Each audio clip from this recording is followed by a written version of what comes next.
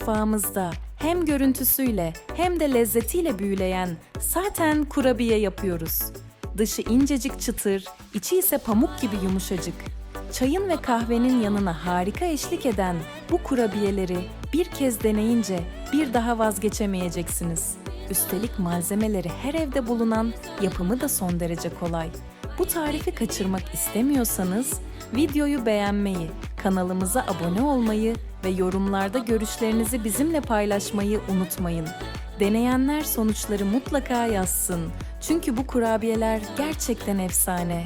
Şimdi mutfağa geçelim ve bu lezzet şölenini birlikte hazırlayalım.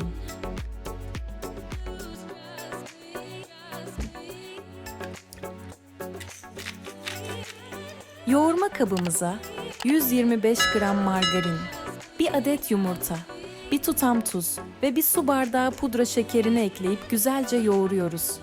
Malzemeler iyice karıştıktan sonra içerisine 3 yemek kaşığı kakao, 2 su bardağı un ve 1 paket kabartma tozunu ekleyerek hamur kıvam alana kadar yoğurmaya devam ediyoruz.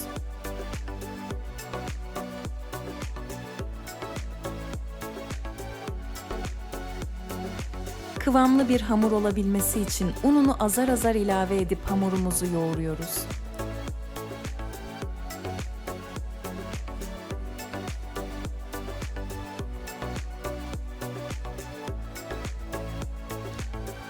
Kıvam alan hamurdan küçük parçalar koparıp dilediğimiz şekli veriyoruz.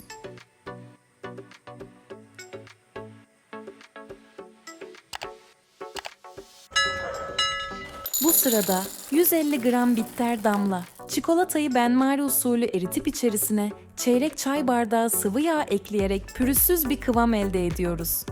Şekillendirdiğimiz kurabiyeleri erittiğimiz çikolataya batırıp fırın tepsisine muntazam bir şekilde diziyoruz.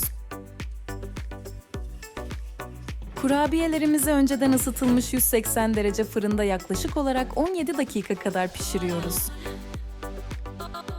Evet, bir tarifin daha sonuna geldik ama sakın üzülmeyin.